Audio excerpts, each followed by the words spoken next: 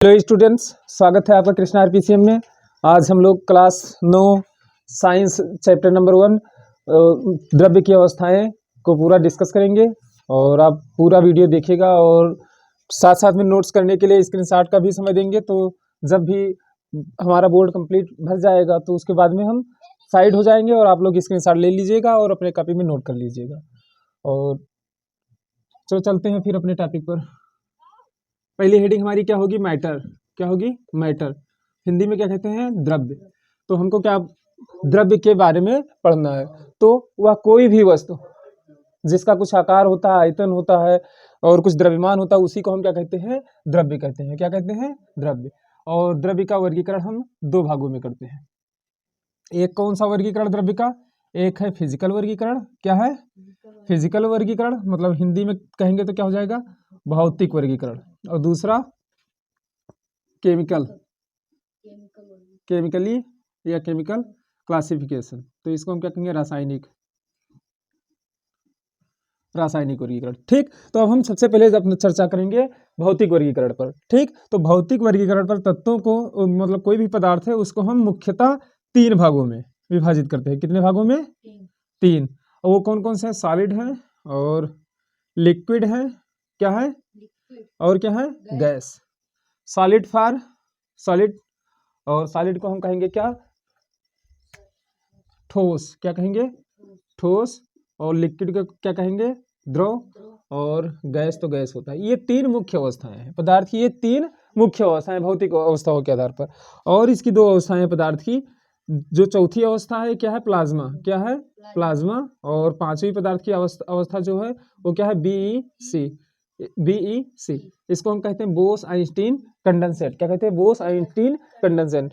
तो सामान्यतः हम लोग ठोस पदार्थ, जो कोई भी पदार्थ, जैसे ये मार्कर है, डस्टर है, मतलब जो कोई भी वस्तु जिनके कणों के बीच में बहुत ज्यादा प्रबल मात्रा में इंटरमॉलिक्यूलर फोर्स काम करे, मतलब अणुओं के बीच में आकर्षण बल कार्य करे और उनका आकार आयतन क्या होता है? निश्चित होता है, तो उन्हें हम क्या कहते हैं? ठोस। द्रव में बहने का गुण पाया जाता है। ऐसा कोई भी पदार्थ जिसमें बहने का गुण पाया जाता है उसे हम क्या कहते हैं? द्रव कहते हैं। और गैस, हम नॉर्मली गैस जानते हैं कि ना इसका आकार निश्चित होता है ना ही आयतन निश्चित होता।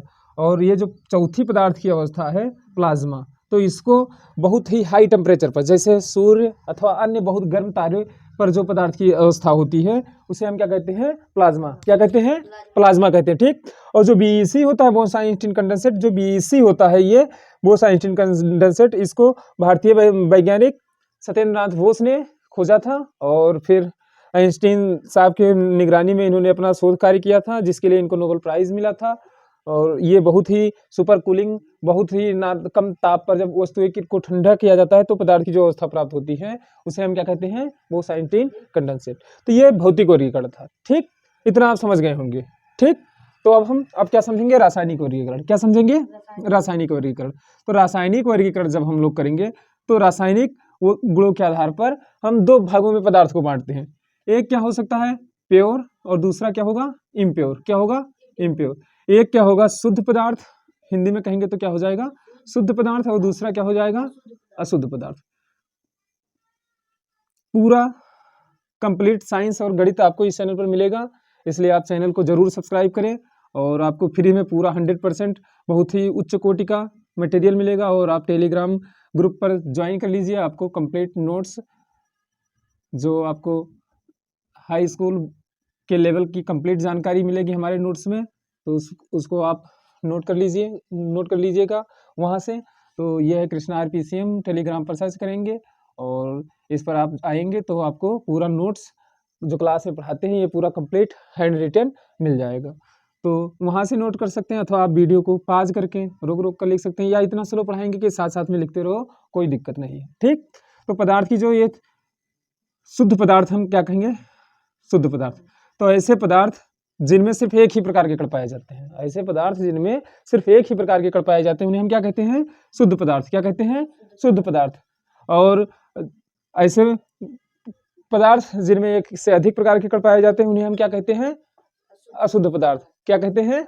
अशुद्ध पदार्थ कहते हैं। ठीक, अरे विकास का सेटिंग देख रहे थे, तो अशुद्ध पदार्थ कहते हैं। तो हम शुद्ध को चर्चा करेंगे। शुद्ध को 3 भागों में हम पुनः पढ़ते हैं। दो भागों में। कौन कौन सा? एक है एलिमेंट, क्या है? एलिमेंट मतलब हिंदी में बोलेंगे तो क्या होगा? तत्व। और दूसरा क्या है? यौगिक। क्या है? यौगिक। ठीक, और अंग्रेजी में इसको कहेंगे कंपाउंड। क्या कहेंगे? कंपाउंड। तो ये पदार्थ की दूसरी अवस्था है। मतलब शुद्ध पदार्थ दो प्रकार का, एक तत्व और दूसरा यौगिक। और जो तत्व होगा, तत्व वाला पदार्थ, ठीक, तत्व को हम समझते हैं, तत्व को हम रासायनिक विधियों द्वारा और अधिक परमाणुओं में विभाजित नहीं कर सकते हैं, जबकि यौगिक को हम रासायनिक विधियों द्वारा और अधिक नए पदार्थ और अधिक परमाणुओं में विभाजित कर सकते हैं।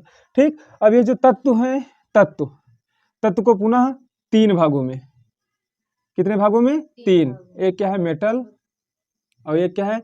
नॉन मेटल, और एक क्या है? मेटेलॉइड। क्या है? मेटेलॉइड। मतलब एक है धातु और एक क्या है? अधातु, और क्या है? उपधातु। ठीक, धातु, उपधातु। तो धातु को हम जानते हैं कि जिनमें विद्युत का चालन होता है उन्हें हम धातु कहते हैं, जिनमें विद्युत का चालन नहीं होता उन्हें हम अधातु कहते हैं, और जिनमें दोनों का गुण होता है, मतलब चालन हो भी जाता है और नहीं भी होता, मतलब हल्का फुल्का होता है, तो उन्हें हम क्या कहते हैं? मेटेलाइड कहते हैं। और धातु में जैसे लोहा, सोना, चांदी हो जाएगा, धातु में हाइड्रोजन, नाइट्रोजन, ऑक्सीजन, ये सभी गैसें हो जाएंगी, और उपधातु में सिलिकॉन, जर्मेनियम, आर्सेनिक, बिस्मथ, ये सब क्या हो जाएंगे? उपधातु हो जाएंगे। तो इसका धातु का एग्जाम्पल क्या है? Fe और एल्यूमिनियम, दो लिख लो। सोना भी लिख सकते हो, चांदी भी लिख सकते हो, और उपधातु में हाइड्रोजन, नाइट्रोजन और ऑक्सीजन आदि, और इसमें सिलिकॉन, जर्मेनियम, आर्सेनिक आदि, बिस्मथ, ये भी होते हैं। तो इन्हें हम क्या कहते हैं? उपधातु। ठीक, तो ये भी कंप्लीट आपके समझ में आ गया होगा। और इसके बाद में क्या हो जाएगा? अशुद्ध पदार्थ। तो ऐसे पदार्थ जो शुद्ध नहीं होते हैं उन्हें हम क्या कहते हैं? अच्छा, अशुद्ध पदार्थ से पहले हमको समझना है क्या? अशुद्ध पदार्थ से पहले हमको समझना है यौगिक। यौगिक हमेशा दो प्रकार के होते हैं। कौन कौन से? एक होते हैं ऑर्गेनिक कंपाउंड। क्या होते हैं? ऑर्गेनिक। और दूसरा इनऑर्गेनिक। क्या होते हैं? इनऑर्गेनिक।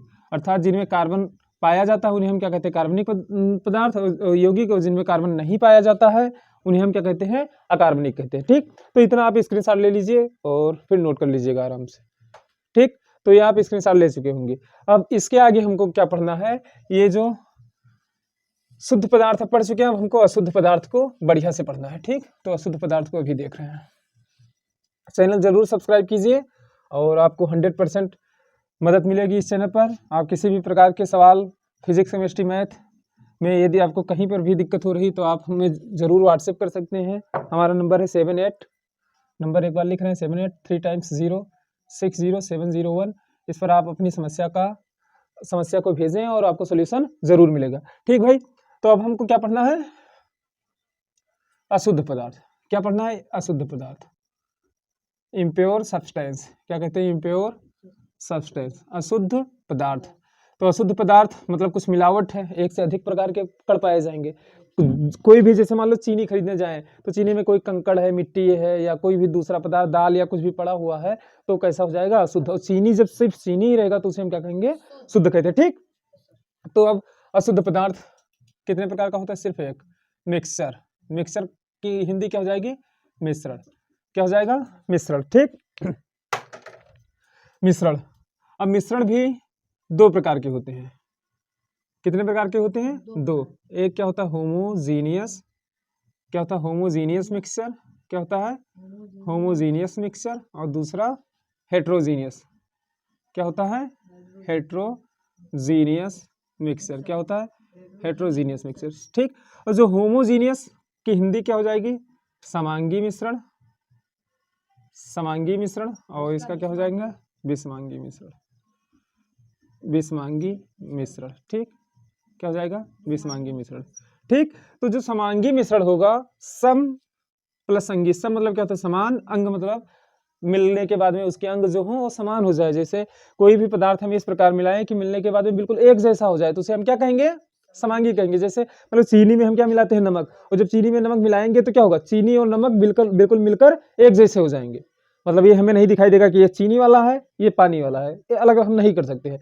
तो इनका जो विलयन तैयार होगा वो कैसा होगा? समांगी। कैसा होगा? समांगी।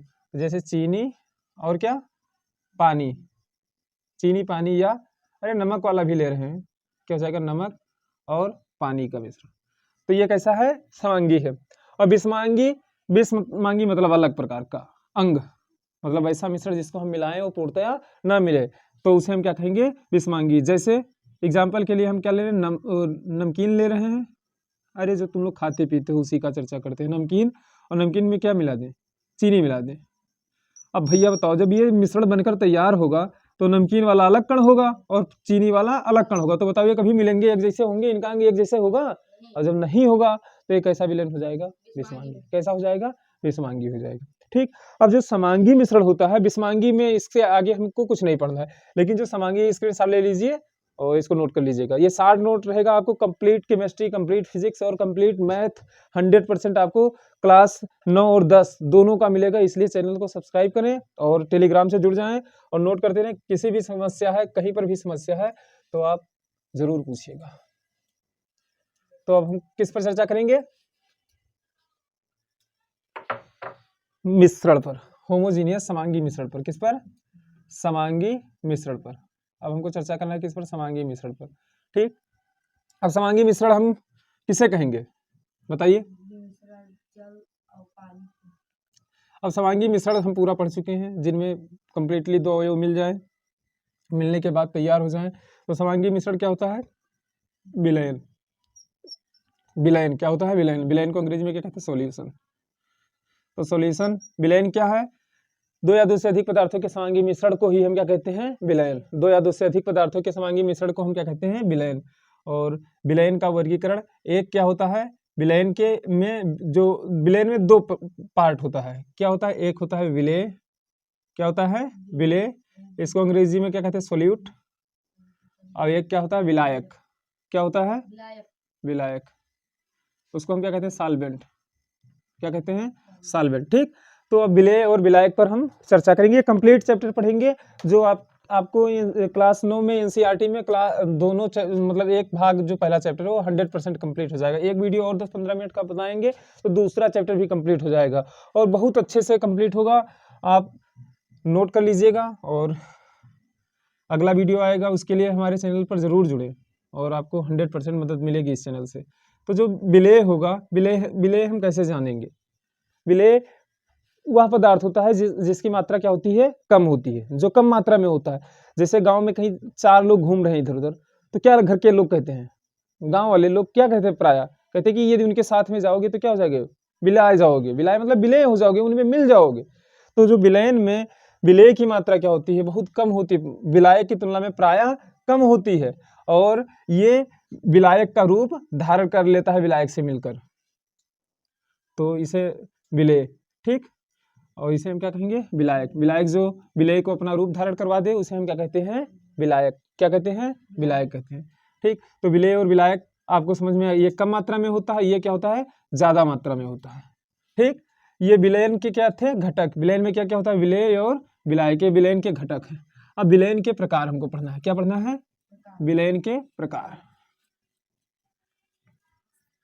लास्ट हेडिंग है, 2 मिनट सिर्फ आप रुकिए और पहला चैप्टर बहुत ही जबरदस्त तरीके से खत्म होगा। और विलयन के प्रकार,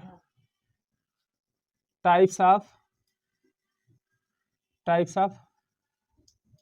सॉल्यूशन, क्या कहेंगे, टाइप्स ऑफ सॉल्यूशन, विलयन के प्रकार। तो विलयन को हम 2 भागों में प्रकार विलयन के हम 2 भागों में वर्गीकृत करते हैं। एक क्या है, विलेय के कणों, विलेय की मात्रा के आधार पर, और ये क्या है, विलेय के कणों के आधार पर, विलेय के कणों के आधार पर। ठीक, कणों के आधार पर।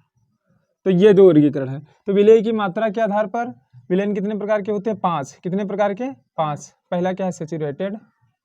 क्या है, सैचुरेटेड, हिंदी में कहेंगे तो क्या हो जाएगा, संतृप्त, संतृप्त विलयन।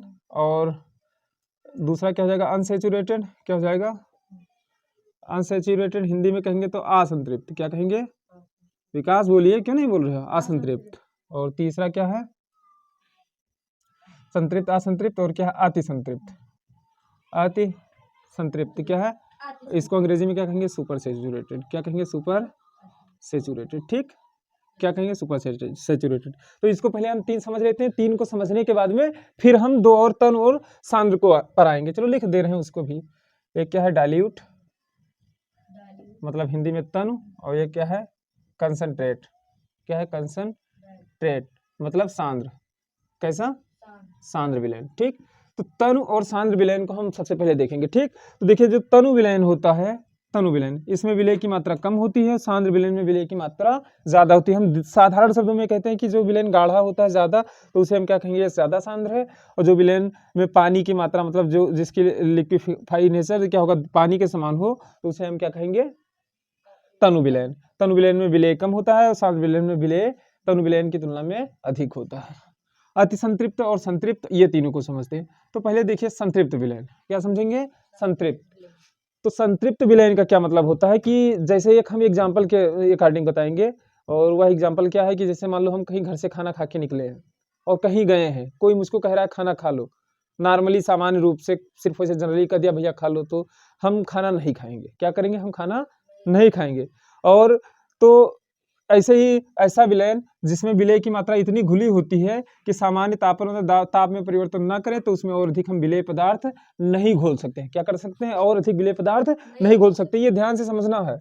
तो ऐसा विलयन जिसमें और अधिक हम विलय पदार्थ ना घोल सके, उन्हें हम क्या कहेंगे, संतृप्त विलयन। और असंतृप्त विलयन जैसे कि खा के आए हैं, फिर पहुंचे तुरंत भैया खा लो, तुरंत खाना प्रारंभ कर दिए, तो उसी प्रकार ऐसा विलयन जिसमें हम जैसे विलय डालें तुरंत विलय उसमें मिल जाए विलायक में, तो कैसा हो जाएगा, असंतृप्त। कैसा हो जाएगा, असंतृप्त। और जो अति संतृप्त होगा कि मतलब चाहे जितना कह दो खाएगा ही नहीं, मतलब किसी भी दशा में यदि किसी विलयन में ताप दाब चाहे जितना परिवर्तन करें, लेकिन उसमें और अधिक हम विलय पदार्थ ना घोल पाए, तो उस विलयन को हम क्या कहेंगे, संतृप्त कहेंगे। क्या कहें, अति संतृप्त। क्या कहेंगे, सुपर सैचुरेटेड, अति संतृप्त। तो डाइल्यूट, तनु और सांद्र पढ़े थे। तनु में क्या होता है, विलय की मात्रा कम होती है, सांद्र में विलय की मात्रा क्या होती है, ज्यादा होती है। ठीक, तो ये आपको बिल्कुल समझ में आ गया होगा। स्क्रीनशॉट ले लीजिए इसका। चलो ठीक, अब हमको क्या देखना है, तनु विलयन के बाद में अब ये विलय के कणों के आधार पर, तो ये क्या होता है, सामान्य विलयन। क्या होता है, सामान्य विलयन, सामान्य विलयन। और दूसरा कोलाइडी विलयन, कैसा, कोलाइडी विलयन। और तीसरा क्या है, निलंबन। क्या होता है, निलंबन। ठीक, तो सामान्य विलयन जिसमें विलय के कण हम अपनी आंखों से, नग्न आंखों से नहीं देख सकते आसानी से, उन्हें हम क्या कहते हैं, सामान्य विलयन। और इनके कणों की आकार क्या होती है, 10⁻⁷ से ज्यादा होती है, मतलब 10⁻⁷ से कम होती है। इसकी क्या होती है, कोलाइडी विलयन की 10⁻⁴ से 10⁻⁷ सेंटीमीटर इनवर्स सेंटीमीटर के बीच में होता है। और इसका क्या होता है, निलंबन का 10⁻⁴ से ज्यादा होता है। अर्थात इसको हम अपनी नग्न आंखों से देख सकते हैं, इसको नहीं देख सकते हैं और इसको नहीं देख सकते हैं। तो इतना था विलयन का वर्गीकरण। तो अपेक्षा करते हैं कि ये सभी टॉपिक आपको बहुत अच्छे से समझ में आया होगा। तो चैनल आप सब्सक्राइब कीजिए। हमारा ये साइंस में केमिस्ट्री का ये पहला वीडियो है। आपको नियमित बहुत ही अच्छे वीडियो, उच्च कोटि के क्वालिटीदार वीडियो मिलेंगे और कंप्लीट सिलेबस आपको पढ़ाया जाएगा। इसलिए चैनल को ईमानदारी से सब्सक्राइब करें। Thanks for watching. जय हिंद, जय भारत।